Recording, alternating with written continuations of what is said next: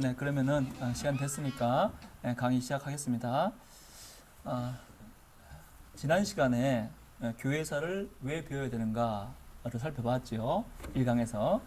2강에서는 초대교회의 배경에 대해서 살펴봤습니다. 교회사 시간입니다만은 제가 좀 의도적으로 세계사적 사건을 좀 많이 넣었죠. 뭐 헬레니즘이니 또 헤브라이즘이니 그런 말을 했습니다. 그냥 모르는 사건들이 나와가지고 좀 힘들었을 줄로 압니다. 근데 제가 이렇게 강의한 것은 하나님께서 일반 역사를 통해서도 충분히 당신의 교회를 만들어가는 일에 힘쓰신다는 것, 그걸 보여드리고 싶어서 좀 그런 얘기를 했습니다. 배경을 다루었으니까 이제 이번 시간부터는 초대교회 자체를 살펴보겠습니다. 이번 강의 이슈는 홀로서기입니다. 초대교회가 어떻게 홀로 섰는가 하는 것을 이제 배우는 것이 이슈입니다. 일단은 이제 기독교는 유대교라는 배경에서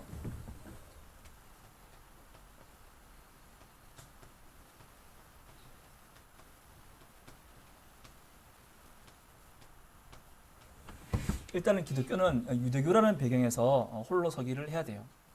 우리 신약 성경 보면은 예수님과 제자들은 유대교 회당 중심으로 이렇게 돌아다니셨잖아요. 그리고 또 성전에서 그 성전 제사 드렸고, 근데 그게 우리 예수님과 제자들에게 익숙한 배경이에요. 또 기독교는 이 유대교의 완성이라고 주장했죠. 예수님이야말로 구약의 종교의 완성이라고 기독교는 주장했으나 유대교는 그걸 받아들이지 않았죠. 그리고 지난 시간에 말씀드렸다시피 90년에 얌리아라는 곳에서 랍베들이 회의를 해서 기독교인은 다 유대교 회당에서 쫓아내 이렇게 했단 말이에요. 그래서 결국은 기독교는 유대교의 완성입니다. 우리가 이렇게 주장했지만 유대교가 그걸 거절하고 우리는 우리 길을 갈 거야 했기 때문에 이제 좋으나 싫으나 기독교인들은 회당에서 쫓겨나게 되고, 그러니 이제 익숙한 유대교라는 배경, 그러니까 예수님이나 베드로나 모든 제자들에게 유대교가 제일 익숙한데 이 배경에서 떠나서 독립하게 되는 그런 임무가 주어진 거죠. 유대교라는 요람에서 떠나서 독립해야 되는 그런 상황이 된 겁니다. 또 하나 기독교는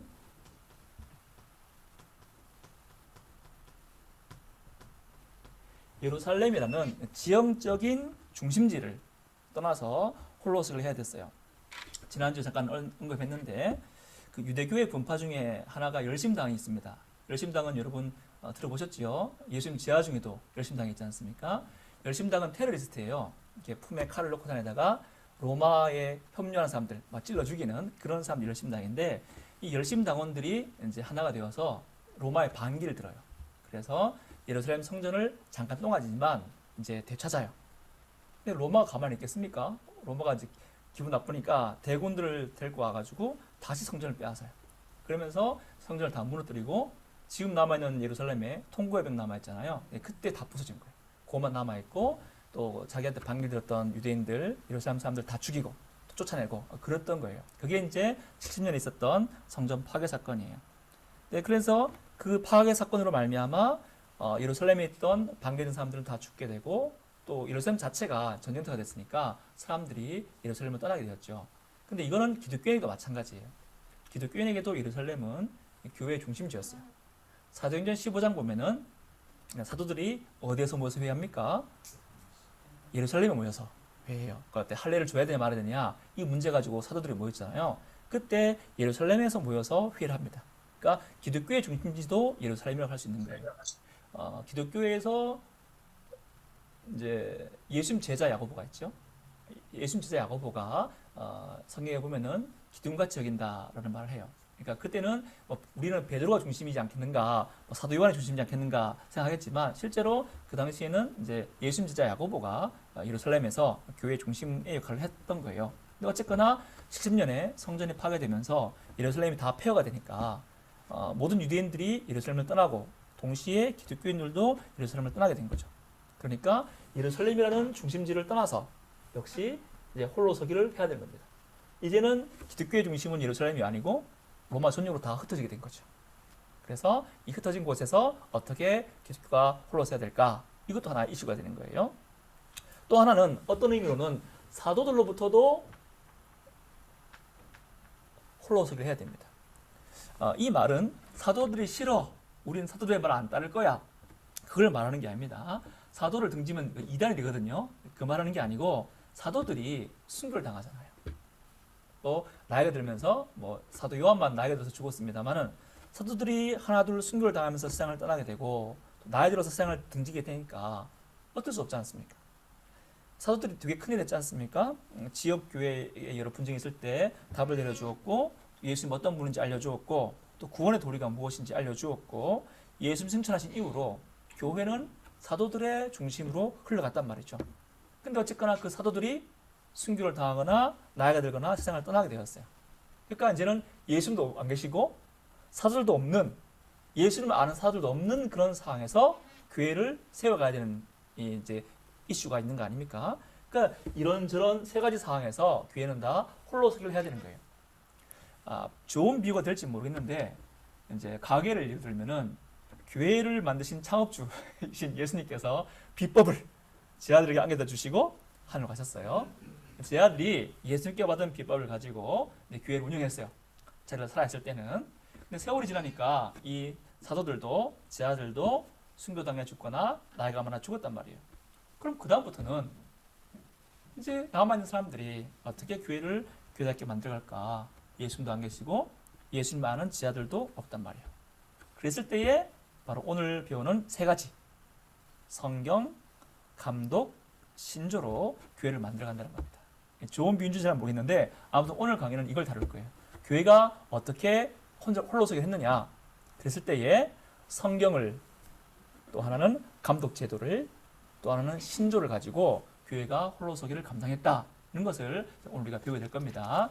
그럼 첫 번째로 성경으로 들어가겠습니다.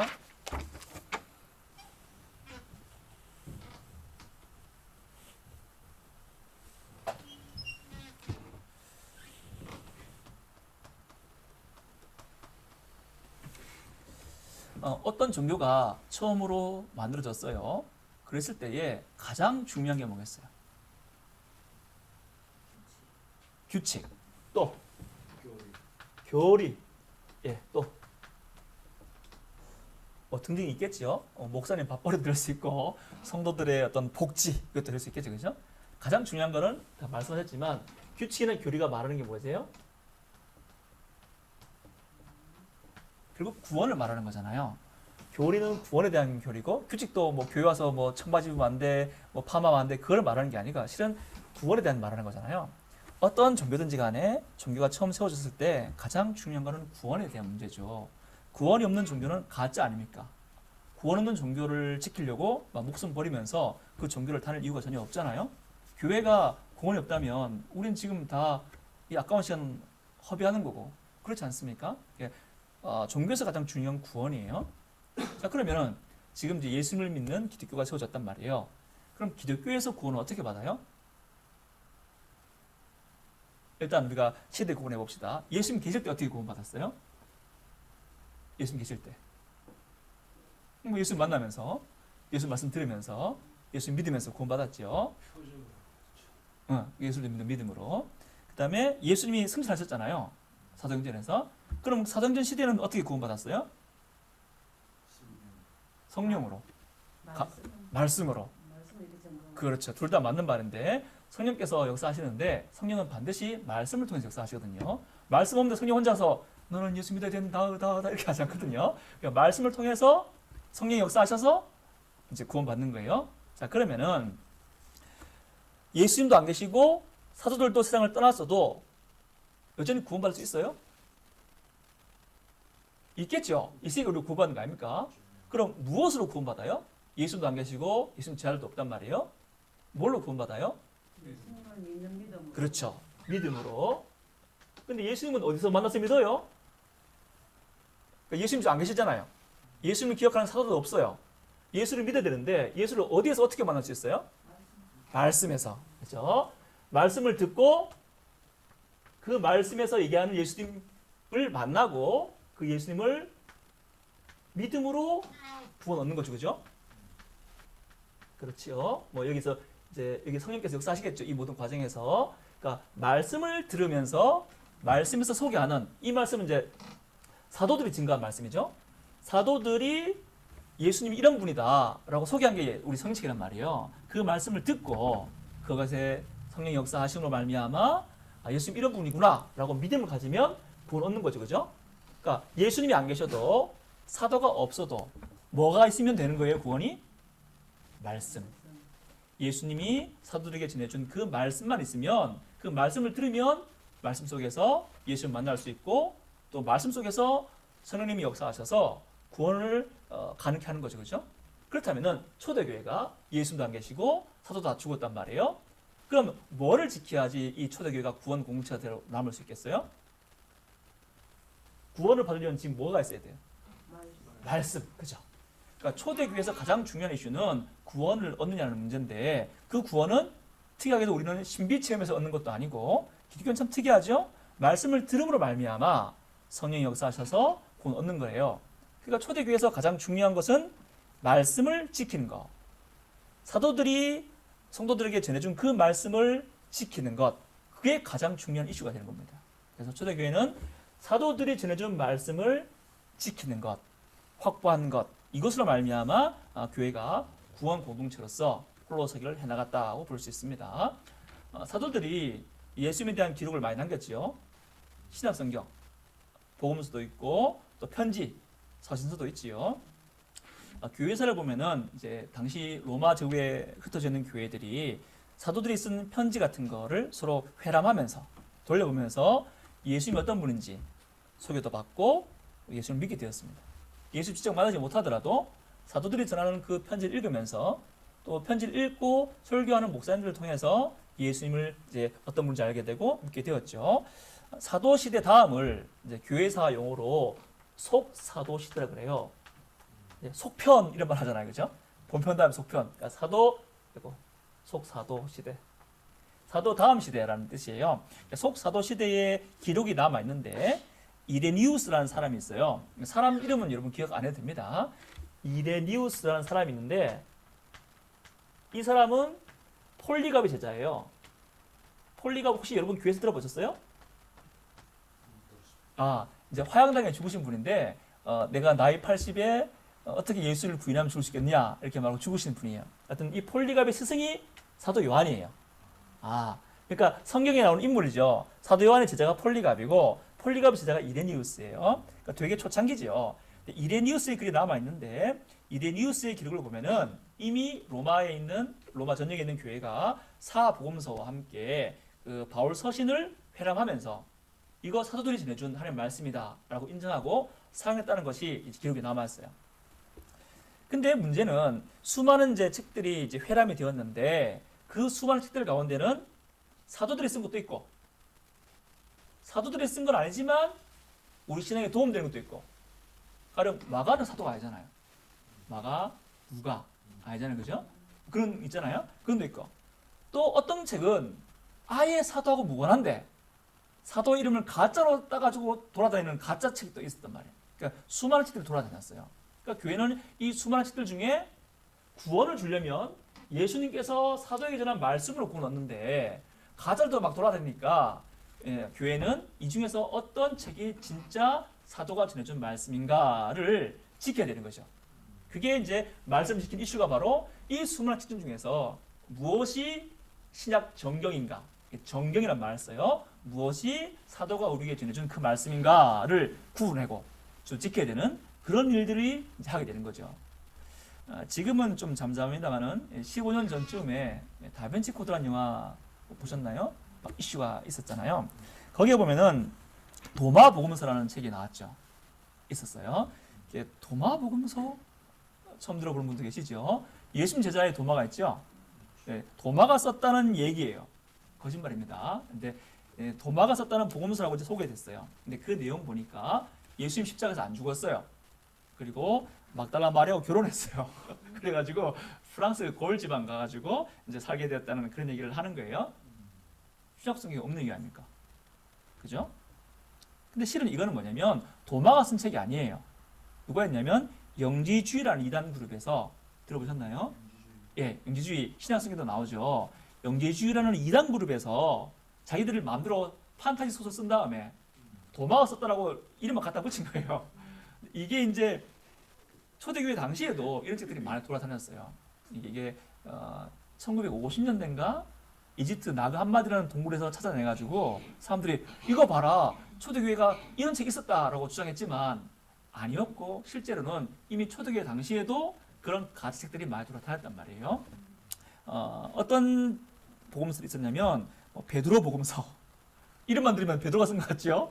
마리아 복음서, 빌립 복음서 이런 것들이 막 돌아다녔어요. 이게 전부 다 뭐냐면 영지주의라는 그룹에서 만들어낸 가짜 문서예요. 그러니까 이런 문서들이 같이 진짜 문서와 함께 섞여가지고 막 돌아다니는 거예요. 그러니까 이런 문서 중에서 어떤 것이 진짜 예수님의 제자들이 전해준 책인지를 구분해야 되는 거죠. 구분의 필요성이 대두가 되는 겁니다. 근데 참 아이러니한 것은 제일 처음에 이게 예수님 제자들이 준 책이다라고 주장한 사람은 정통교부가 아니라 이단이었어요. 이게 역사의 아이러니가 좀 있죠. 제일 처음에 이 책이 예수님의 전해준 진짜 정경이다. 정경 이제 캐논이라 그럽니다. 이게 딱 이제 예수님 주신 그 확실한 책. 주장한 사람은 말시온이라는 이단이에요. 말시온. 사람 이름은 기억 안 해도 됩니다. 말시온인데 이 사람이 1440년경에 되게 초기지요. 요한계시록이 90됐었고 1440년이라면 요한계시록 쓴 그 다음에 그 세월이 안 흘렀잖아요. 이분이 이제 이단인데 무슨 얘기 하냐면 구약의 하나님은 나쁜 하나님, 신약의 하나님은 사랑의 하나님. 종종 여러분 그렇게 오해하는 사람 많이 있거든요. 그런 주장을 해요. 그래서 이 말시온이 보기에는 율법이 조금이라도 들어간 책은 예수님 주신 책이 아니에요.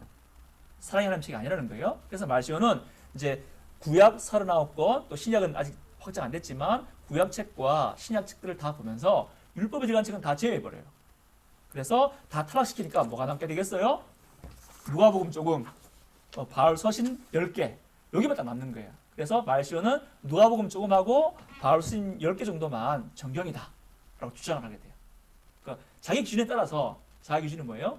하나님은 사랑의 하나님이 된다 라는 기준에 따라서 율법이 조금만 들어가면 다 제하해버렸던 거죠. 말시온하는 사람이 그렇게 주장하니까 그러면 안 되잖아요. 그래서 오히려 말시온이 그렇게 주장하니까 이제 정통 교회가 위대한 반발로 교회 역시 사도들이 제작한 목록을 확정지으려는 시도를 하게 돼요. 아까 언급했던 이레니우스는 이제 사도 요한의 제자인 폴리갑 제자예요. 그 이레니우스가 쓴 글들과 또 이레니우스의 당대의 다른 교부들이 쓴 글을 보면은 이제 이 몇 권이 이제 그 사도들이 쓴 책이다라고 제시를 해요. 근데 그 목록이 다 조금씩 달라요. 조금씩 다른데 가장 초기 목록이 이제 고고학에서 발견이 됩니다. 무라토리라는 이탈리아 학자가 이제 발견해요. 이 책은 200년경에 쓰여진 책 목록이에요. 그 책에서 그 발견된 고고학 그 문서를 발견하는데 그 문서를 무라토리 정경이라고 불러요. 기억 안 해도 됩니다. 이게 말하는 건 뭐냐면 200년 시대에 이미 정통교회 안에서도 정경이 무엇인지 구분하려는 움직임이 있었다는 거죠. 무라토리 정경을 보면은 이제 빠진 게 몇 권 있어요. 베드로전후서, 야고보서, 히브리서 이런 건 빠져 있어요. 이런 식으로 이제 이게 섞여 있는 거예요. 이런 움직임이 계속돼요. 정통 교보들마다 신약 성경이 몇 권이다라고 자기를 다 정하는 거예요. 근데 오리겐이라는 교부에 가서 오리겐이라는 사람이 가서 지금 27권을 다 이제 말해요. 근데 27권 말하면서 그 중에 이 중에 다 사도가 쓴 책이지만 논쟁이 되는 책이 몇 권 있다라고 말해요. 논쟁되는 책은 히브리서, 야고보서, 베드로후서, 요한 2, 3서, 계시록 뭐 이런 게 있다고 그래요. 또 유세비우스라는 유세비우스라는 교부도 있는데 교부란 말은 목사님 이렇게 생각하면 됩니다. 이제 목사님인데 초대교회에 있기 때문에 교부, 아버지 이렇게 불러요. 그러니까 목사님 생각하면 돼요. 유세비우스라는 분도 역시 27권을 말해요. 근데 계시록에 대해서는 논쟁이 조금 있다고 말해요. 그렇게 말하지만 거의 모든 학자들이 이제 세월이 지나면서 27권의 목록을 이제 거의 합의가 되어 가는 거예요. 그러다가 27권이라고 확실히 못 박은 사람이 아타나시우스입니다. 아타나시우스 이 사람이 367년에 편지를 쓰는데 제가 강의안에 실어놨어요. 그 편지를. 거기 보면은 신약이 27권이다 라고 못을 딱 박아줘요. 그리고 397년에 카르타고라는 도시에서 회의하면서 이것이 예수님께서 주신 신약 성경입니다라고 27권을 이제 정하게 됩니다. 제가 여러분 강의 안에다가 글을 읽어 놨어요. 글을 실어 놨어요. 한번 같이 봅시다. 교회사를 배운다는 것은 그 당시 사람들이 글을 한 번씩 접해보는 기회를 가질 수 있어요. 그래서 이 당시 사람들이 어떻게 생각했는가를 볼 수 있죠. 여기 보면은 페이지를 안 썼네요. 3번 보면은 정경에 대하여라고 되어 있죠. 아타나시우스 367년. 자, 읽어보면은 어떤 이들이 스스로 외경이라 불리는 책들에 빠지고 신성하게 영감되어진 경전까지 혼합시키려 함으로 나 또한 정경에 포함되며 전송되어 왔고 신성한 것으로 간주되어진 책들을 그대들 앞에 내어놓는 것이 옳은 일이라 여겼다. 신약 성경의 책들에 대하여 언급하는 것도 권태로운 일이 아니다. 여기에는 하면서 27권을 다 써요. 여기에는 뭐가 있다. 이들 책은 구원의 셈이어서 목마른 자들은 거기에 들어있는 살아있는 말씀으로 만족하게 될 것이다. 이들 책에서만 거룩한 교리가 선언되었다. 이에서 무엇인지 더하지 말고 감하지 말라. 그러나 27권이 정경이란 말이에요. 그러나 나는 더욱 진지한 마음으로 이에 필요한 서적을 덧붙인다. 이 책들 외에 정경에 포함되지는 않았지만 정경이 아니란 말이에요. 정경은 아니지만 그러면서 쓰는 책들이 나오는데 이게 외경입니다. 로마 카톨릭까지 성경의 외경들이 있다. 그러나 형제들이요, 앞서 말한 책들은 정경이고 나중에 말한 책들은 외경이니까 별책 부록이다. 이렇게 쓴 글을 이제 쓰게 돼요. 아타나시우스 편지를 보면은 이렇게 해서 신약 성경이 27권이구나 라고 주장하게 되고, 또 카르타고 회의에서 397년 카르타고 회의에서 그걸 인정하는 그런 회의를 하게 됩니다. 신약을 정경으로 27권으로 확정하는 작업이 꽤 오래 걸렸지요. 요한계시록이 90년에 썼다 그러거든요. 그럼 90년에 쓰고 아타나시우스 편지가 327년, 카르타고 회의가 397년이니까 한 3년이 좀 걸렸네, 그죠? 또 말시온이 144년도에 자기만의 정경을 주장했는데 거기에 따르면 한 200년 정도 걸렸단 말이에요, 그죠? 그러면은 우리가 이제 생각을 해봐요. 200년 동안 치고받고 싸운 거 아닐까? 이게 27권이 신약 성경이야? 아니야, 25권이야? 아니야, 30권이야? 막 싸웠지 않았을까? 그렇게 생각할 수 있잖아요. 전혀 그렇지 않아요. 아타나시우스 편지 이전에 말했던 이레니우스나 오리겐, 유세비우스들로 다 전반적으로 공통 분모를 형성해요. 다 27권이라는 말을 해요. 근데 아까 몇 권이 논쟁이 된다 이렇게 말했잖아요, 그죠? 논쟁이 된다는 말을 잘 해야 되는데 이거 이단책이다 이런 뜻이 아니고, 논쟁이 된다는 말은 이게 지금 사도가 썼는지 안 썼는지 잘 모르겠다. 하지만 내용을 보니까 사도가 쓴 것과 같다. 이런 뜻으로서 논쟁된단 말입니다. 그러니까 이단책이다. 요한계시록은 이단책이다. 또는 아까 말했던 뭐가 있죠? 히브리서는 이단책이다. 이런 뜻이 아니고 누가 썼는지 잘 모르겠다. 근데 내용을 보니까 예수님께서 사도에 전해준 그 내용과 합치된다. 그런 뜻에서 논쟁된다는 이 말입니다. 그러니까 그런 논쟁 외에는 거의 모든 교회, 모든 교부들이 27권에 대해서 다 동일하게 됩니다. 이 부분이 되게 중요해요. 어떤 책이 정경이냐 아니냐 했을 때에 그거를 이제 받아들이는 기준 있어야 될 거 아니에요, 그죠? 기준이 뭐냐면 바로 사도성입니다. 오늘 강의 성경과 그다음에 감독과 신조어에서 나올 때 다룰 때 가장 중요한 말이, 가장 반복되는 말이 뭐냐면 사도성이라는 말이 계속 반복이 될 거예요. 사도성이 제일 중요해요. 이건 뭐냐면 어떤 책을 볼 때 그 책이 저자가 사도냐, 이걸 보면 확실하겠죠. 이게 누가 썼냐? 사도가 썼다. 그럼 그게 사도가 쓴 책이 확실하겠죠. 여기에 해당되는 게 뭐가 있어요? 마태, 또 뭐가 있어요? 요한 서신, 바울 서신, 이런 것들은 다 사도가 쓴 게 맞잖아요, 그죠? 두 번째, 저자가 사도는 아닌데 사도의 제자거나 사도와 같이 다녔던 사람인 경우가 있어요, 그죠? 그럼 그건 누가 있어요? 마가복음, 누가복음, 그죠? 또 그런 것이 있잖아요, 그죠? 그 다음에 세 번째는 저자를 잘 모르겠어요. 잘 모르겠어요. 히브리서 저자 누구예요? 모르겠죠? 바울이라고 추정하는 사람도 있는데 하여튼 누군지 잘 몰라요. 그런 것들을 보면은 이게 누가 쓴지 잘 모르겠다는 거예요. 하지만 내용을 보니까 여전히 다른 사도들이 쓴 책과 전혀 일됨이 없고 구약 성경과도 일됨이 없다는 거예요. 이건 히브리서 같은 것이 있겠죠. 이건 마가복음, 누가복음 이게 사도는 아니지만 사도들과 함께 다녔던 사람들. 요거는 저자가 누군지 모르지만 사도들이 쓴 책들과 내용이 이질되지 않는다는 거예요. 그러니까 논란이 되는 부분은 바로 이 부분에 대한 거죠. 그러니까 이게 이단책이라는 논란이 아니고 분명히 내용으로 봤을 때는 예수님 지난 제자들과 동일한 내용인데 누가 쓴지 잘 모르겠다라는 거예요. 그런 차원에서 논란이 있었다는 것이지 이게 무슨 이단책인데 이걸 집어넣어야 되냐 빼야 되냐 서로 치고받고 싸우고 이런 건 아닙니다. 전혀 그렇지 않고 세월이 지나면서 다들 모든 교회가 다 27권을 다 사도의 저작으로 이렇게 받아들이게 됩니다. 만약에 굳이 어떤 교회가 이거 아니다, 이 책은 주고 아니다 라고 말했다면 놀랍게도 그런 얘기가 없었어요. 오직 이단들만이 아니라고 그랬어요.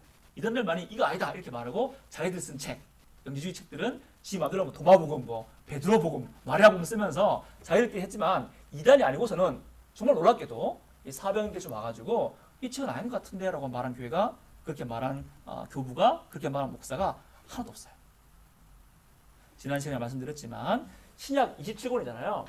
27권에 대해서는 동방정교회도 로마 카톨릭도 개신교회도 다 손 안 대요. 다 인정한단 말이에요. 그 누구도 태클 안 걸어요. 다만 외경은 그때 어떤 책을 했어요?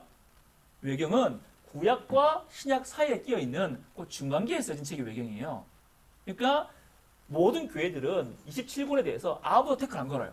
그러니까 모든 교회가 다 27권을 사도들이 전해준 성경의 목록으로 받아들였다는 것이죠. 이단들만 제외하고. 이래서 아까 썼던 아타나시오 편지, 그다음에 카르타고 회의를 지나서 또 419년에 다시 한 번 더 카르타고 회의에서 다시 결정을 한 번 더 하고 또 692년에 트롤 공의에 다 잊어버립니다. 거기서 다시 한 번 더 동방교회와 서방교회 모두를 위해서 27권이 시작 성경이다를 또 확정하게 됩니다. 이런 걸 거치면서 아무도 반대하지 않고 시작 27권을 다 확정하게 되는 과정을 거치게 돼요. 근데 요 신약 성경 27권을 우리가 확정했잖아요. 그죠? 근데 이게 로마 카톨릭과 우리의 해석이 좀 달라요. 27권을 확정했다는 말이 로마 카톨릭은 우리가 후보자들을 보고 우리가 골랐다 이렇게 해서 하고요. 우리 개신교회는 교회가 드러난 성경을 받아들였다 이렇게 봅니다. 말씀 같지요? 그거 예. 검증을 누가 하느냐는 거죠. 예, 지금 제가 말씀드릴게요. 로마 카톨릭은 우리가 골랐다라고 보는 거고 개신교회는 말씀으로 드러난 것을 우리가 받았다고 보는 거예요. 근데 아까 27권에 대해서는 로마 카톨릭이나 우리나라 다 그대로 다 받아들였어요. 시작 성경에서는 그 누구도 태클 안 걸었단 말이에요.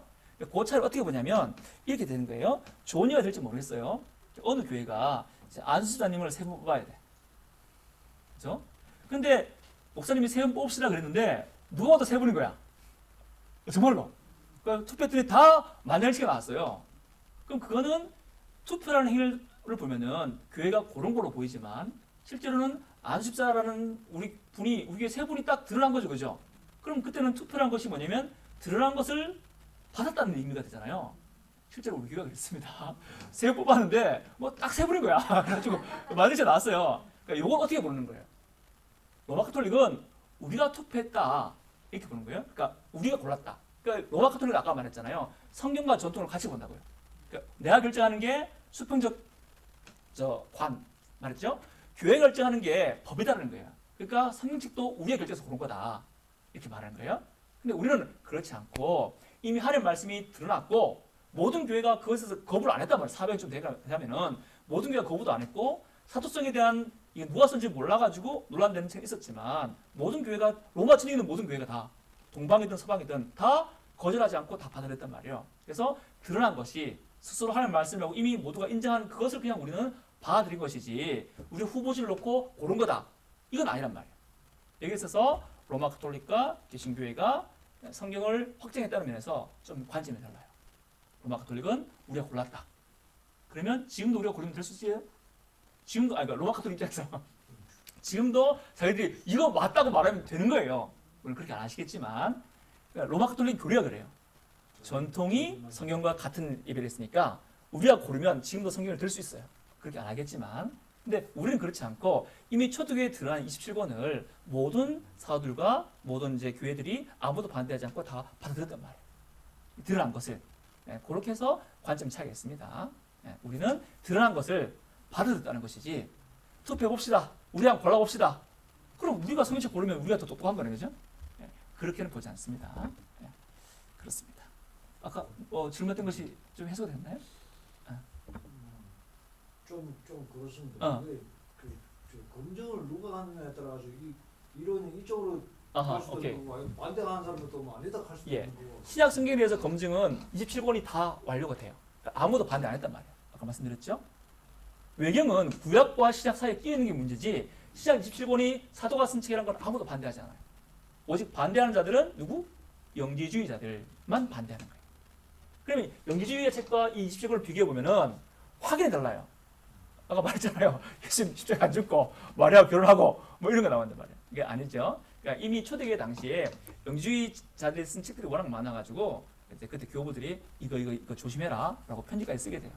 예, 그렇게 해서 확정됐다는 얘기입니다. 예, 그러면 넘어갈까요? 아까 말했듯이 사도성이 제일 중요하다고 했어요. 사도성. 그죠? A. 저자가 사도냐? B. 저자가 사도는 아니지만 사도랑 같이 다녔느냐? 사도의 내용을 잘 알고 있느냐? C. 잘 모르겠는데 저자는 누군지 모르겠지만 내용이 전혀 이질감 없이 잘 어울린다 했을 때에 편지가 27권이다 라고 하게 되는 거죠. 근데 이건 아무도 반대하지 않고 누가 이거 맞습니까 아닙니까 이렇게 말할 수도 없단 말이에요. 다 인정하게 돼요. 참 놀라운 점이죠. 예, 하여튼 첫 번째 초대교회는 구원의 공동체입니다. 구원은 말씀에서 얻잖아요. 그래서 말씀을 확정하는 것이 초대교회의 가장 중요한 일이었어요. 좀 시간이 많이 걸렸지만 400년대쯤 돼가지고 27권이 구원의 도리로서 하나님의 말씀이다. 예수님이 사도에게 준 말씀이다를 받아들이게 됩니다. 그래서 요거 나머지를 주장하는 사람들은 다 이단이 되겠죠. 그렇게 해서 초대교회는 27권을 결정하면서 말씀의 공동체로서 초대교회가 홀로서기를 하게 됩니다. 첫 번째 됐고 두 번째는 감독입니다. 감독 왜 목사를 안 그러고 감독을 그러지? 좀 이상하죠. 예. 교회가 로마 전역으로 흩어졌어요, 그죠? 원래 교회는 하나였는데 이게 전 동네로 흩어지다 보니까 로마 되게 큰 땅덩어리 아닙니까? 잘못하다 보면은 예수님의 한 몸이 수많은 몸으로 나눠지게 될 그런 위험이 있잖아요, 그죠? 물론 이제 교회를 하나로 묶어주는 거는 신약 성경 27권이라고 아까 말씀드렸어요. 그러나 그것 말고 또 하나가 있는데 뭐냐면 바로 교회 지도자들의 사도들의 후계자로서 하나라는 겁니다. 첫 번째는 교회가 왜 예수의 몸이냐 했을 때 성경 말씀을 통해서 우리 하나라고 확인할 수 있잖아요. 두 번째는 이것도 사도들의 후계자로서 감독들이 하나다 이거예요. 성경은 사도들이 준 말씀이다라고 말하는 거죠. 사도들 중요합니다. 성경은 사도들이 준 책이다. 사도들이 준 책에서만이 구원을 얻을 수 있다. 그리고 감독은 교회가 어떻게 하나냐, 어떻게 예수의 몸이 했을 때에 성경이 하나다라고 말할 되지만 또 하나의 중요한 축이 뭐냐면 교회 지도자들이 사도들의 후계자다. 그 당시 가장 눈으로 쉽게 확인할 수 있는 게 감독들이었단 말이에요. 그러니까 목회자들이었단 말이에요. 이게 좋은 비유가 될지 모르겠어요. 혹시 해당 업종에 종사하고 계시는 분 있으면 이해 바랍니다. 합기도장이 대한민국에 참 많지요. 근데 합기도장의 저마다 내세우는 게 뭐냐면 우리가 최용술 도주의 제자라는 거예요. 최용술이라는 사람이 뭐냐면 한국에서 합기도를 전한 사람이에요. 일본에서 알기도를 배워가지고 한국에 와서 한국식을 좀 바꿔요. 그래서 합기도를 전한 원류가 최용술이라는 분이에요. 근데 안타깝게도 이 최용술 도주는 합기도 기관을 만들지 않았어요.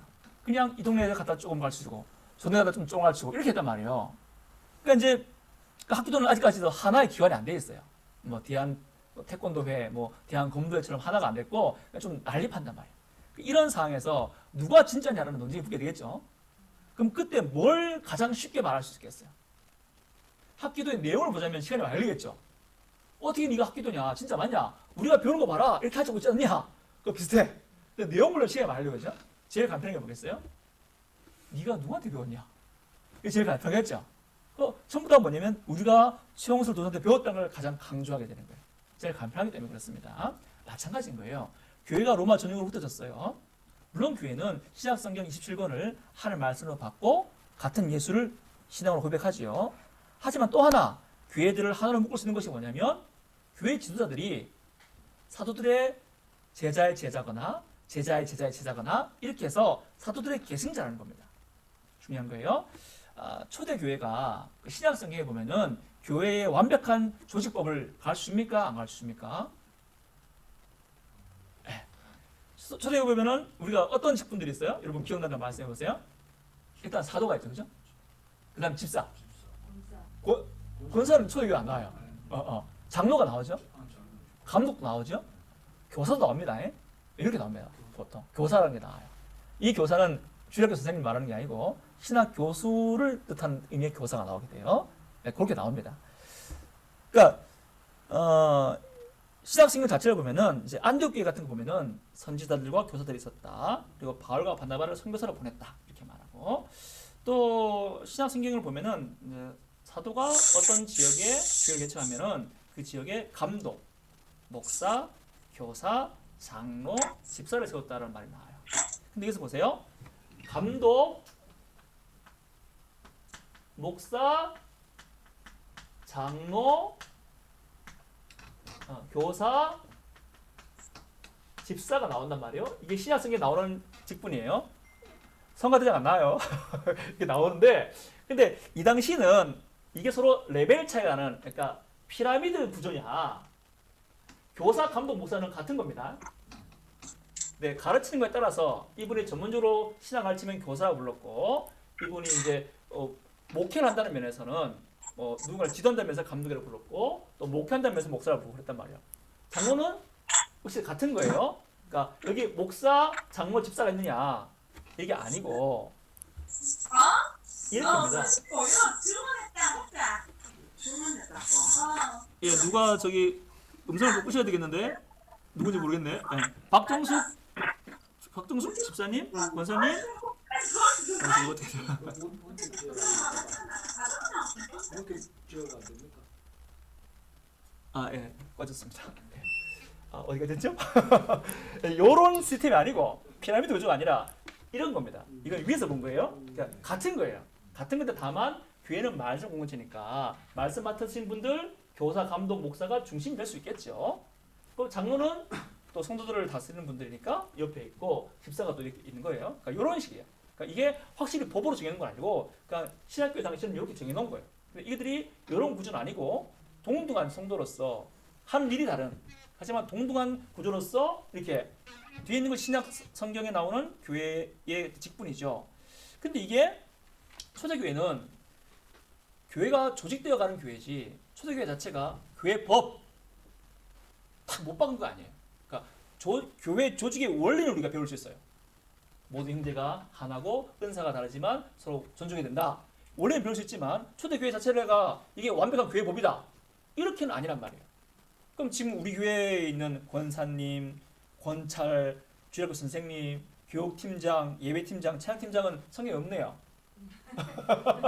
그럼 우리 뭐야? 사기꾼이에요? 그게 아니고 성경에 없지만 우리 필요에 따라서 만들 수 있는 거예요. 그죠? 그러니까 뭐냐면 신약 성경의 교회는 교회 조직의 원리를 가르쳐주는 것이지 그거 자체가 완벽한 틀이다. 이렇게는 주장할 수가 없는 거예요.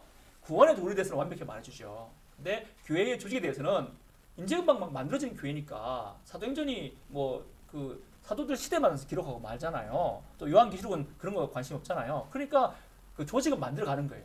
그러니까 신약 성경에서 조직의 원리를 배울 수 있지만 신약 성경 자체가 확실한 조직을 딱 갖추고 이건 교회법이니까 여기서 벗어나면 안 돼? 이건 아니란 말이에요. 이 말이 의미하는 것이 뭐냐면 초대교회가 감독 제도로 발전하였다는 겁니다. 안타깝지만 장로교 제도가 아니라 감독 제도로 발전했다는 겁니다. 감독제가 뭐죠? 이겁니다. 감독제가 뭐냐? 이제 목사를 안 부르고 감독이라고 불러요. 네, 감독이 제일 위에 있고요.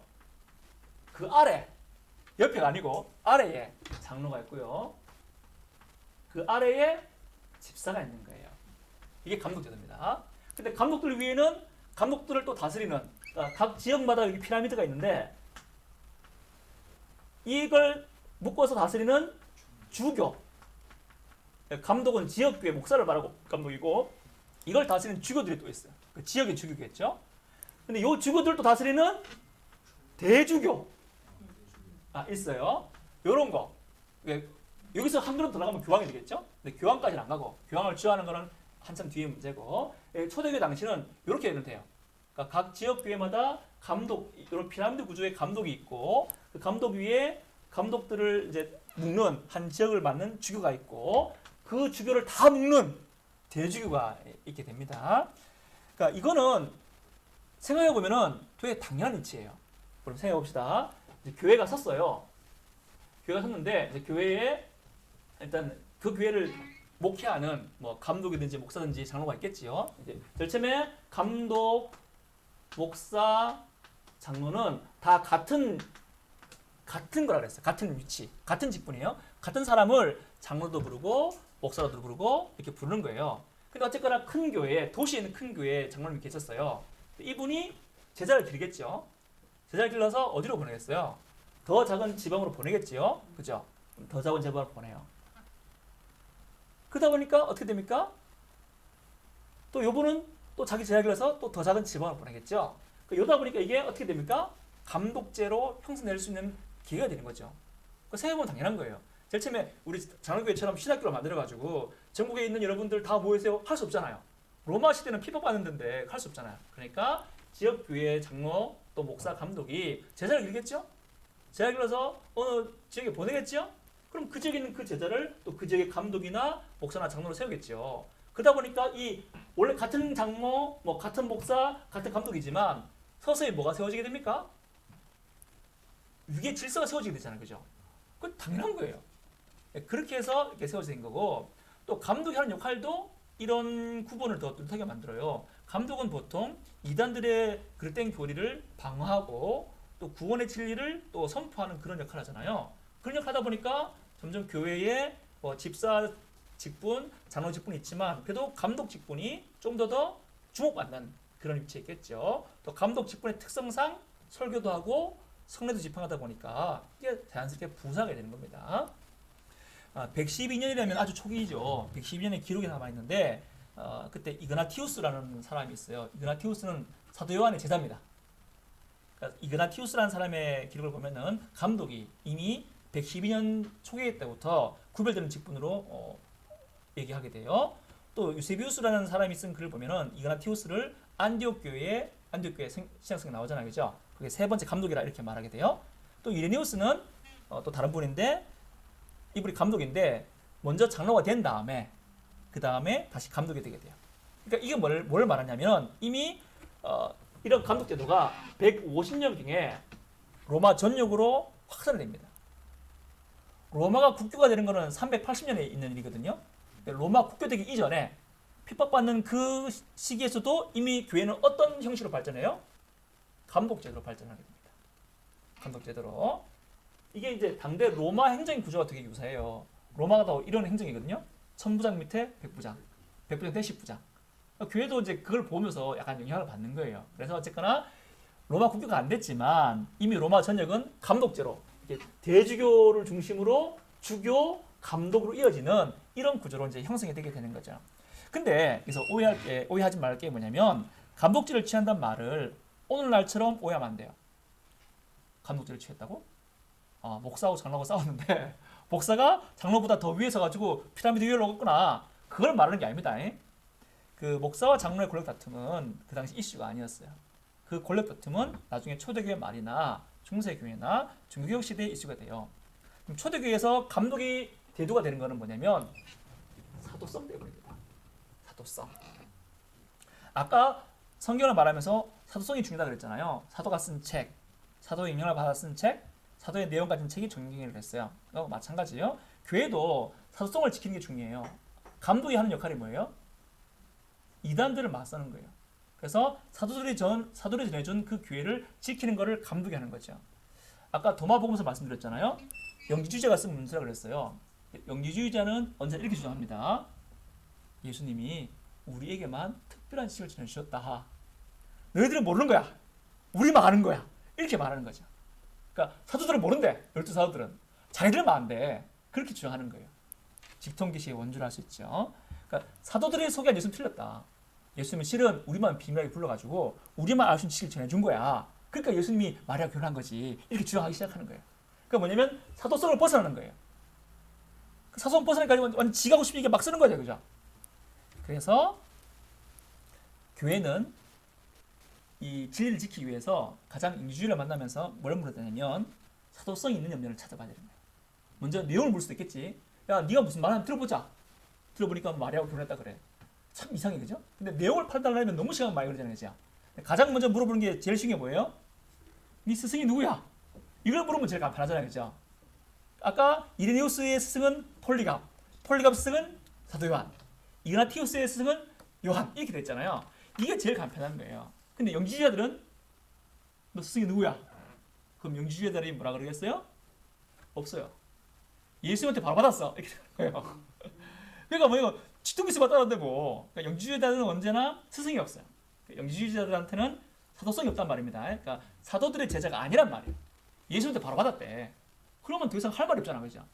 그때서 감독들이 바로 감독들의 스승 올라가다 보면 그 위에 사도가 있는 겁니다. 그러니까 그런 의미로서 감독이 사도성을 지키는 어떤 보루로서 역할을 했단 말입니다. 그래서 초대교회가 감독제로 발전했다는 말은 이런 사도성을 지키기 위해서 감독들이 이제 대두가 되었단 말이지. 오늘날처럼 목사하고 장로가 싸움했는데 목사가 장로 이겨가지고 피라미드 위에 섰다. 이건 말하는 거 아닙니다. 이단들을 막아서기 위해서 가장 알아보기 쉬운 구분법이 네 스승이 누구야? 이를 찾아보는 거죠. 영지주의자들은 우린 예수한테 바로 받았어. 이렇게 주장하는 거고 정통교회는 사도성을 주장하는 겁니다. 천천히 하다 보니까 많이 빠질 수도 있는 게 있는데요. 이거 듣고 잊어버려도 됩니다. 키프리안이라는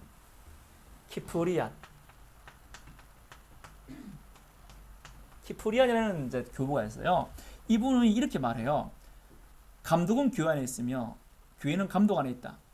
어떤 사람이 감독과 함께 하지 않으면 그 사람 진짜 교회가 아니다. 이렇게 말해요. 지금 우리가 듣기에는 되게 교권주의처럼 만들죠. 목사가 있어야 교회가 있다. 목사 안에 없으면 교회 없는 거다. 이렇게 말하는 거예요. 우리가 들으면 이건 정말 교권주의자 같죠? 요즘은 그렇게 말하잖아요.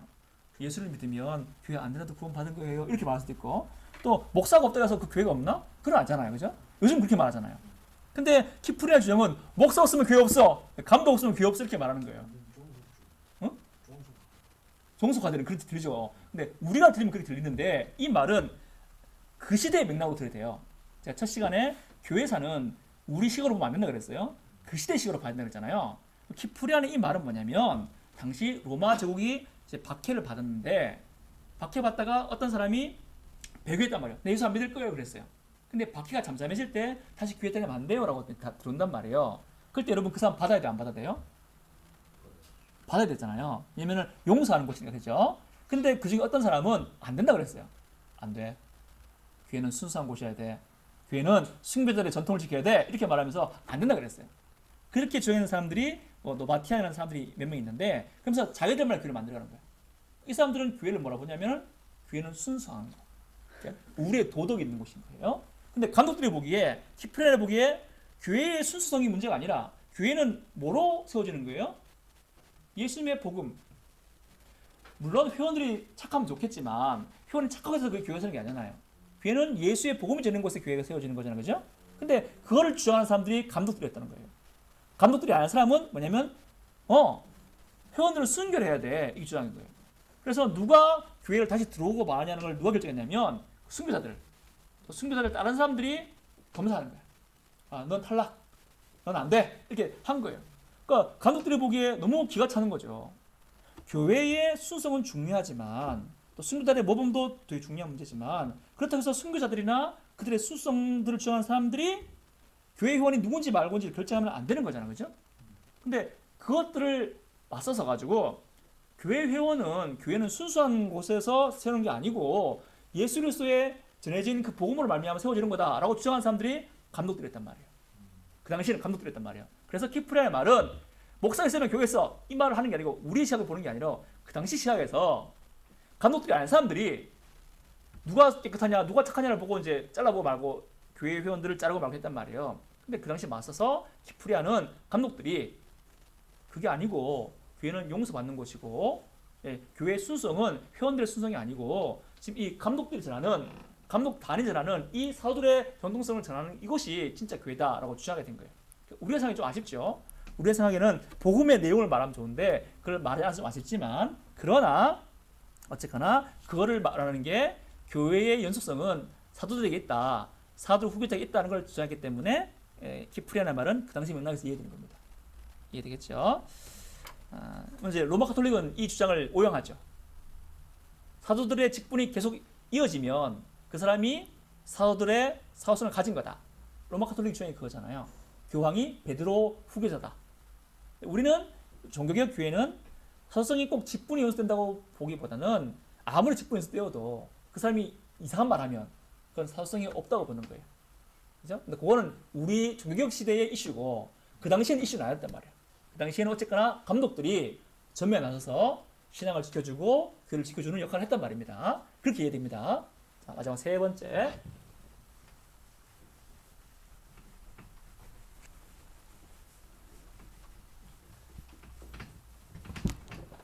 강의하는 모든 것들을 다 기억할 필요 없습니다. 어떻게 흘러가는가만 알면 됩니다. 세 번째, 신적. 오늘 강의에서 계속되는 말이 뭐예요? 사도성. 이게 계속 얘기합니다. 그죠? 여러분, 사도들의 전통이란 말을 교회에서 들어보셨습니까? 들어보신 분도 있고 안 들어본 분 계실 텐데 이렇게 한번 물어볼게요. 성경이 있고 내가 있어요. 그럼 내가 성경으로 바로 들어가서 성경의 의미를 찾아내는 겁니까? 1번. 아니 2번.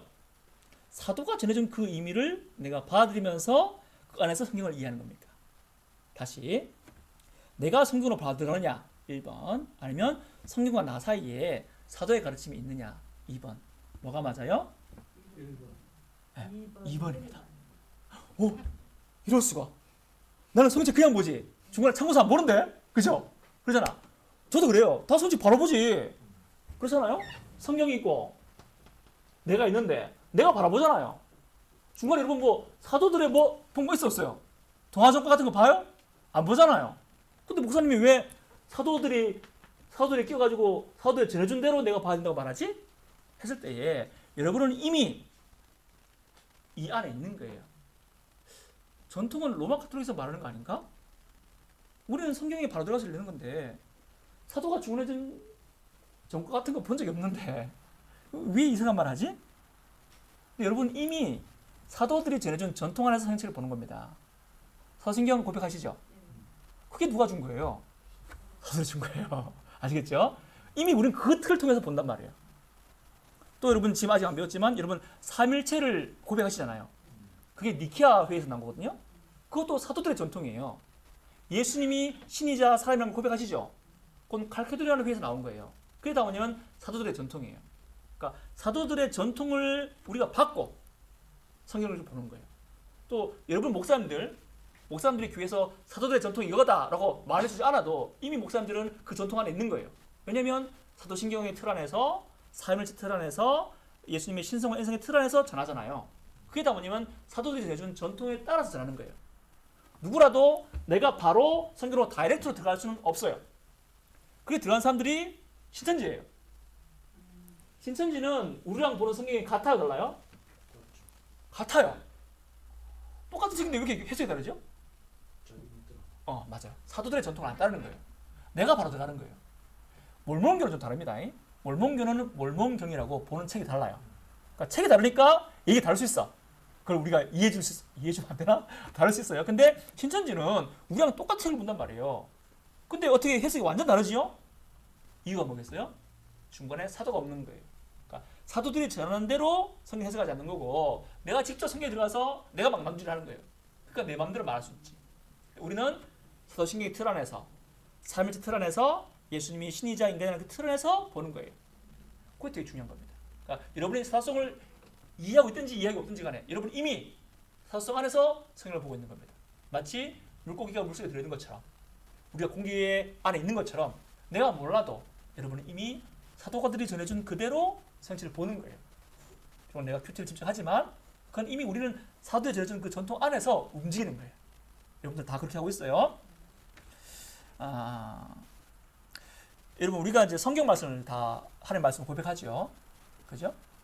여러분 성경 말씀을 하나님 말씀을 고백한다는 말이 구체적으로 뭘 의미해요? 사도가 전해준 신약성경 27권하고 구약 39권 합쳐서 66권이 하나님 말씀이고 이 말씀에 구원이 있다는 걸 우리가 압니다. 그죠? 그러니까 우리는 다 성경을 하나님 말씀 믿습니다. 66권을. 근데 이 말이 의미하는 게 뭐예요? 여러분 성경 하나님 말씀 믿잖아요. 성경의 말씀을 들으면 구원 받잖아요. 그럼 여러분 중에 66권을 다 달달 외우는 사람 있어요? 없죠? 어떤 말이에요? 저도 그렇게 못해요. 그럼 66권을 하나님 말씀 믿는다는 말은 뭘 의미하는 거예요? 이 내용을 누구라도 요약해야 되고 누구라도 정리해야 되겠죠. 66권을 다 어떻게 외웁니까? 그죠? 누구라도 당연히 요약하고 정리해야 되는 거예요. 그 요약과 전통이 바로 요약과 정리가 바로 사도들이 전해준 전통이란 말입니다. 사도들이 책만 쓰고 달달 외워, 달달 외워, 달달 외우면 구원받아 이렇게 한 게 아니잖아요. 책을 전해줬지만 동시에 요약해서 정리해서 전해줬단 말이에요. 신약성경에 그런 게 있나? 있어요. 신약성경에 보면 그게 있어요. 유다서 1장 3절 보면은 이렇게 되어 있어요. 사랑하는 자들아, 우리가 일반으로 받은 구원에 대하여 내가 너에게 편지하려는 생각이 간절하던 차에 성도에게 단번에 주신 믿음의 도를 위하여 힘써 싸우라는 편지로 너희를 권하여야 할 필요를 느꼈노니 단번에 전해주신 믿음의 도. 이건 뭐냐면 신약성경의 요약, 예수님이 누구시고 하나님 누구신지 요약을 말하는 겁니다. 단번에 주신 믿음의 도란 말이 나와요. 잘 아는 그런 구절인데 단번에 주신 믿음의 도가 바로 사도들이 전해준 전통입니다. 또 예를 들면 이런 것도 있어요. 빌립보서 2장 6절에서 11절. 그는 근본 하나님의 본체시나 오히려 자기를 비워 사람의 모양으로 하나님이 글을 높여 이쭉 나오잖아, 그죠? 시간이 없어가지고 다 안 읽을게요. 그것도 뭐냐면 신앙 요약입니다. 이 빌립보서 2장 6절 11절은 사도 시대부터 부르던 찬송이라고 그래요. 그 찬송 보면은 아버지 하나님이 누구신지, 성자 하나님이 누구신지, 우리 구원의 어떤 구원인지를 함축적으로 고백하고 있는 거죠, 그죠? 그러니까 누구든지 성경 66권을 믿는데 성경 66권을 믿는다는 말은 그 성경을 요약하고 정리하는 게 필요하잖아요, 그죠? 그러니까 그게 바로 성경에 나오는 거예요. 단번에 주신 믿음에도 또 그는 근본 하나님의 본체시나 쭉쭉 나오는 거예요. 그게 다 뭐냐면 이 66권에 대한 신앙을 합적으로 요약하고 고백하는 거잖아요. 그게 필요할 수밖에 없어요, 그죠? 그게 바로 사도들에게 전해준 전통입니다. 202년에 죽은 이레니우스는 자기 그 글에 보면 신앙의 기준이란 말을 써요. 그건 뭐냐면 이레니우스가 아까 누구를 했어요? 폴리갑의 제자, 폴리갑은 사도 요한의 제자. 그러니까 사도 요한의 제자의 제자가 이레니우스인데 이레니우스가 쓴 글을 보면은 신앙의 기준인 게 있고 신앙의 기준은 사도들이 그 제자들에게 전수한 것이 있다라고 말해요. 또 220년에 거의 같은 시대에 터툴리안도 같은 말을 해요. 사도들이 전해준 신앙의 기준이 있다라고 말해요. 그보다 앞세대, 그러니까 사도 요한의 바로 직계제자 이그나티우스라는 글에도 똑같은 신앙을 요약하는 진술을 볼 수 있어요. 여러분 제가 준 이 교환에 보면은 여기 나오죠? 여기 이게 이그나티우스가 쓴 글이에요. 이그나티우스는 사도 요한의 제자입니다. 그러니까 사도 요한의 제자가 쓴 글이 보면은 다윗의 계보이며 말에게 나신 예수 그리스도를 언급하지 않는 사람들의 말에 조금 더 귀 기울이지 말아라. 그런 참으로 나셨으며 먹고 마셨다. 진실로 빌라도에게 핍박받고 십자가에 못 박혀 죽으셨는데 하늘에 있는 자, 땅에 있는 자 그거 다 보았다. 그는 또한 진실로 죽은 자 가운데 살아났다. 성부 하나님께서 같은 방법으로 우리를 살리실 거다. 나는 성부 하나님께서 차마 생명 없는 자를 제하고 그리스도 안에 있는 우리를 살리실 것을 믿는다. 이렇게 말하고 있잖아요. 이것도 뭐냐면 신앙의 66권을 다 요약한 거죠. 이그나티우스가 예수 믿는 사람은 이걸 믿어야 돼. 태초부터 태초에 천지를 이렇게 안 쓰잖아요. 요약했잖아요. 요약했어요. 이게 바로 사도들이 특히 사도 요한이 이그나티우스에게 전하는 그것이고 또 이레니우스도 사도가 전하는 것들을 받아서 요약해서 성도들에게 전하는 거죠. 그러니까 이게 사도들의 전통이 있단 말입니다. 이거는 성경을 해석한, 성경을 요약한, 구원의 핵심을 요약한 것이 있단 말이에요. 이런 사도들의 전통은 특별히 세례식과 관련이 있어요. 세례를 주려고 그래요? 그냥 줄 수 없잖아. 문답해야 되잖아, 그죠? 자, 문답할 때 뭘 물어볼까요? 구원은 말씀을 믿으면서 나오지요? 말씀 외워보세요. 대초에 지금 60권 다 외웁니까? 그렇게 안 하잖아요. 그럼 뭘 물어봐? 당연히 말씀을 요약해서 물어볼 거 아닙니까? 그죠? 그래서 당시 세례시기는 뭘 물어봤냐면 당신은 전능하신 성부 하나님 믿습니까? 당신은 예수를 믿습니까? 당신은 성령 믿습니까? 이렇게 물어봤던 거예요. 그러니까 삼일체 그런 걸 물어봤던 거죠. 그런 것들이 기록에 남아있느냐? 그럼요. 남아있죠. 이런 질문들이 모아서 형성된 것이 사도신경입니다. 근데 지금 같은 사도신경은 700년대에 확정이 되는데 340년에 사도신경과 거의 비슷한 로마 신경이라고 있어요. 로마 신경. 그러니까 로마 교회에서 썼던 세례받을 때 썼던 거예요. 이게 거의 사도신경과 비슷해요. 시간이 없어서 다 읽진 않겠는데 제가 강연 원본 드리면 볼 수 있어요. 사도신경과 거의 흡사합니다. 그러니까 요거를 말하면서 이제 신앙의 요약을 물어보는 거죠. 그러니까 이 신앙의 요약이 사도에 전해준 66권의 요약인데 당신이 이걸 믿으면 우리는 당신에게 세례를 줄 겁니다. 라고 하는 거예요. 그러니까 이런 신앙을 요약하고 종합한 해석한 전통을 계속 성도들에게 물려주었다는 겁니다. 자, 사도신경 해봅시다. 사도신경은 이런 사도들의 전통을 이제 물려서 받는 것을 좀 수정하다가 700년대에 완벽하게 이제 지금 형상으로 만든 거예요. 사도신경은 12구절로 되어 있어요. 12구절. 그러니까 전설에 하면 12사도가 모여서 한마디씩 했다. 이렇게 하는데 그건 전설입니다. 아니고 실제로는 아니고 그냥 이 내용들을 종합한 거예요. 그게 사도신경인데 사도신경의 핵심이 뭐예요? 사도신경이 어떤 구조로 되어 있어요? 혹시 아시나요?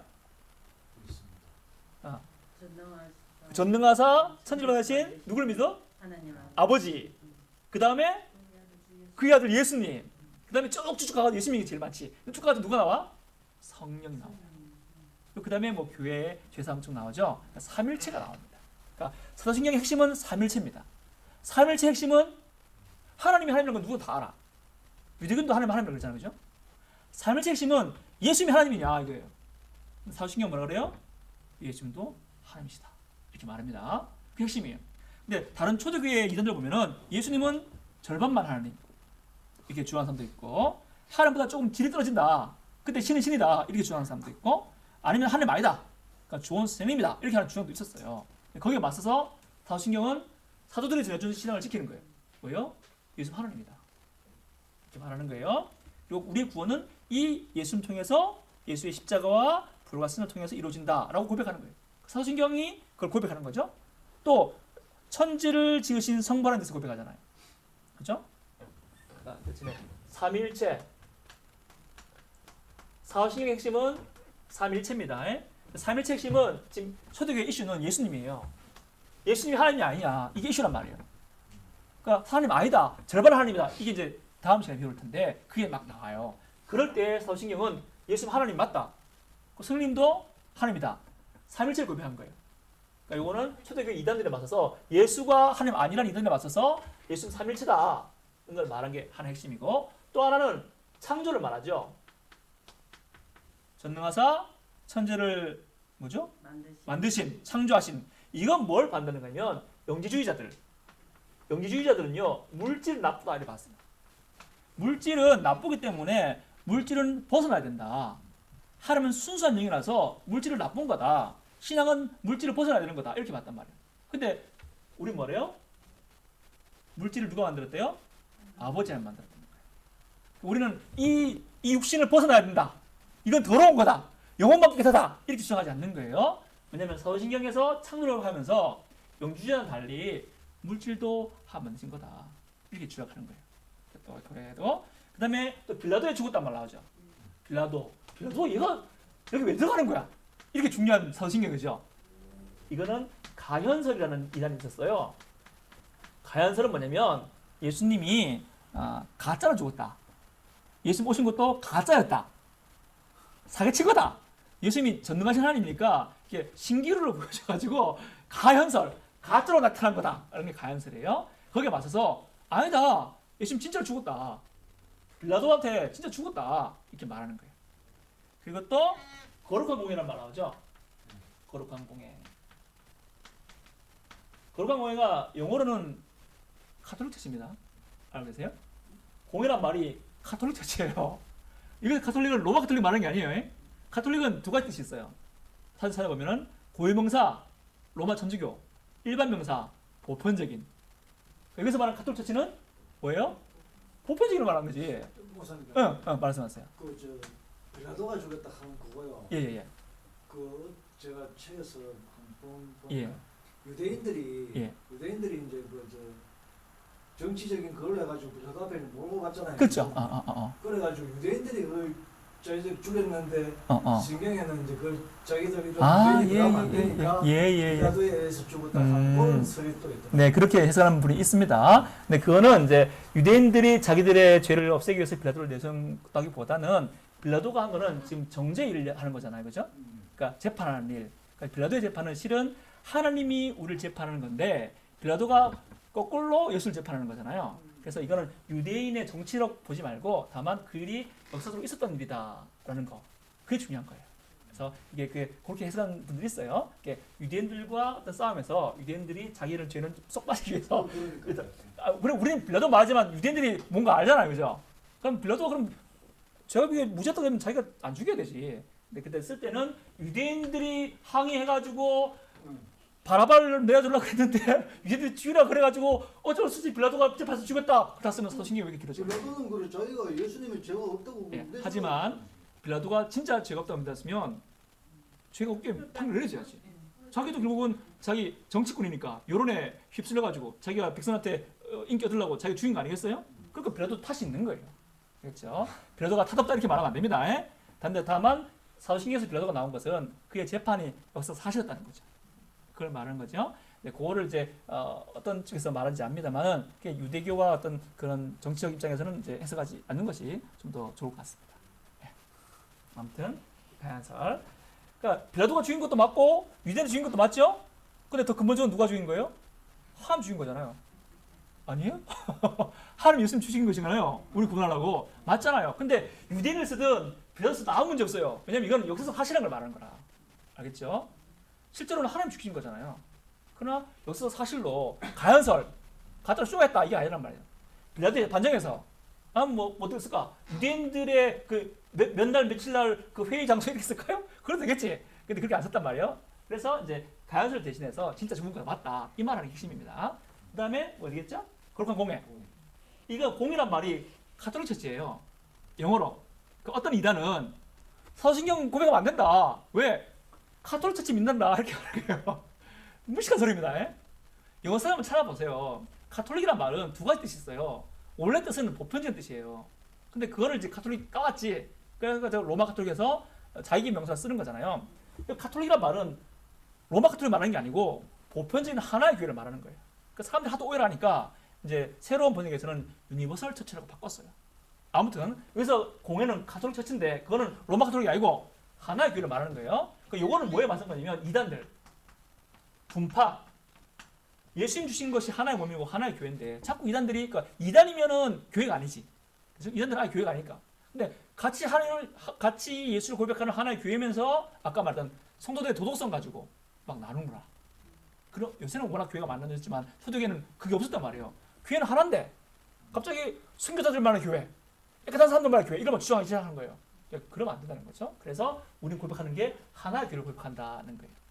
그러니까 사도신경은 짧은 그 요약이지만 그 당시 초대교회에 있었던 많은 이단들에 대한 변증의 목적도 있어요. 물론 변증하려고 쓴 건 아니에요. 그러니까 신앙의 중심을 요약한 거지. 근데 신앙의 핵심이 변증의 역할도 한 거죠. 아무튼 이 사도신경이 바로 사도들이 우리에게 전해준 신앙의 요약이라 할 수 있습니다. 그러니까 66권을 다 줄줄줄 외우면서는 예수 있는 거 아니야, 그지? 누군데 다 논리적으로 정리해야 되고 이해해야 되잖아요. 그러니까 이게 사도들이 전해준 거죠. 우리는 이 사도신경을 가지고 어딜 접근하는 거예요? 성경에 들어가는 겁니다. 내가 다이렉트 들어가는 거 아니에요? 내가 다이렉트 들어가면 별일 이상하게 막 나온다니까? 우리는 틀이 있잖아. 예수님 하나님. 예수님은 사람이자 하나님. 삼일체. 그죠? 예수님의 이 빌라도의 죽은 역사 사건을 통해서 구원받는 거지. 내가 오늘 꿈을 꿨더니 너는 구원받았다. 구원받는 거 아니잖아요. 예수께서 죽으신 걸 구원받는 거잖아요. 그지? 이게 다 있는 거예요. 또 뭐 예수님 동전 탄생. 이거 예수님께서 진짜 사람이라는 걸 말하잖아요. 이게 다 하나씩 다 있는 거예요. 우리는 이 사도들의 전해준 전통을 통해서 성경을 들어가는 거예요. 내가 그걸 이때까지 몰랐어도 상관없어. 몰랐어도 나는 이미 그렇게 했죠. 그죠? 그러니까 우리가 사도 전통을 알든지 모르든지 간에 우리는 이미 물속에 사는 물고기의 물처럼 공개 사는 사람들의 공기처럼 이미 사도들의 전통 가운데 들어 있는 겁니다. 다음 시간에 배우는 니케아 신경도 이 사도신경을 좀 더 해석한 삼일체를 말한 거거든요. 나하고 다음 주에 배울 칼케돈 신경도 예수님의 신성인성을 좀 자세히 풀어가는 거예요. 지금부터는 이 사도신경을 사도들의 져준 전통을 자세히 풀어가는 일을 하게 되는 거죠. 아무튼 초대교회는 사도들이 쓴 신약 성경을 해석하는 도구로서, 신약 성경을 요약하는 도구로서 사도들이 전해준 신조, 그러니까 믿음의 도, 단번에 주신 믿음의 도라는 그것을 사도신경이라는 신조의 형식으로 만들어서 고백했어요. 물론 사도신경이 성경 아니다, 그죠? 하지만 성경을 훌륭하게 요약한, 사도들이 전한 대로 믿을 수 있게 요약한 훌륭한 성경의 요약이죠. 신앙의 요약이죠. 그러니까 이거를 무시하고는 안 되는 거죠. 어떤 교파들이 사도신경 안 하는 교회가 있어요. 그건 뭐냐면 신앙성이 없다 이렇게 말하는 거예요. 맞는 말이죠. 신앙성이 없어요. 하지만 그럼 너희들은 교리가 없단 말인데 그럼 너희들이 믿는 바가 뭐야? 물어보세요. 그 사람도 분명히 뭘 말하게 될 거예요. 뭔가 정리될 거 아닙니까? 그죠? 그럼 오케이. 너희들이 사도신경 안 하는 거 좋겠어. 그럼 너희들이 믿는 게 누군데? 하나님. 예수 누군데? 아들 하나님. 말할 거 아닙니까? 그럼 결국 다 그들이 사도신경은 안 고백해도 자기들도 나름대로 뭘 정리해요? 66권을 당연히 정리해야 되지. 그게 전통이란 말이에요. 그러니까 단순히 신앙성이 없는 거니까 예배식 하면 안 돼. 정말 무식한 소리예요. 누구든지 66권을 다 창세기 1장부터 다 외운 사람 없잖아요. 그죠? 아니란 말이에요. 그러니까 사도들이 전해준 성책을 사도들의 틀로 당연히 해석이 필요한 겁니다. 물론 잘못 해석하면 안 되겠지. 전통을 너무 극단적으로 밀고 나가서 내가 말한 게 뭐 다 맞아 이렇게 말하는 건 안 되겠죠. 그게 로마 가톨릭이에요. 로마 가톨릭은 전통. 근데 전통 중에 뭐가 있어요? 7 성사. 세례 말고 뭐 이게 뭐죠? 이거 하여튼 뭐 견진내 뭐 또 떡 먹는 거 뭐 이런 게 있어요. 그런 것도 다 예수님 주신 거다. 또 교황 믿어야 된다. 연옥 믿어야 된다. 마리아 무음하다. 마리아 승천했다. 마리아 원죄가 없다. 이런 것도 막 말하잖아요. 그럼 내가 결정했으니까 다 따라와 이렇게 말거든. 이게 교회 전통이란 말이에요. 그건 알잖아요. 그죠? 그러니까 뭐냐면 우리는 사도들이 전해준 전통을 지키는 거지 교회가 다 정했다고 사도 전통 아니란 말이에요. 그죠? 그러니까 사도가 전해준 전통을 지키는 거. 근데 그게 구체적으로 뭐냐 했을 때는 사도신경과 삼일체 고백하는 니케아와 니케아 다음에 예수님이 신과 이다라고 말하는 칼케돈까지를 이제 우리 중교교육자들은 이게 사도들이 전해준 전통을 지키는 거다라고 말하고요. 칼케돈을 벗어나서 그 다음부터는 이상한 거 말해. 뭐 형상 만들어야 되냐 말아야 되느냐, 뭐 마리아가 무음하냐, 뭐 교회가 만든 성리가 세례 성참하고 몇 개 있냐 이런 걸 이상하게 막 만들어야 말이야. 그거는 뭐냐면 교회 역사로서 우리가 받아들이는 거지 역사로서 너희가 잘못 결정한 거지 그 자체가 사도들이 전해준 전통은 아니다라고 우리는 말해요. 로마 가톨릭은 아니다. 교황은 베드로의 후계자니까 후계자가 말한 거 다 맞다. 교회 전통은 다 맞는 거야 이렇게 주장하는 거죠. 그게 가톨릭과 우리의 단점입니다. 아무튼 우리는 성경을 볼 때 직접 성경으로 해석하는 것이 아닙니다.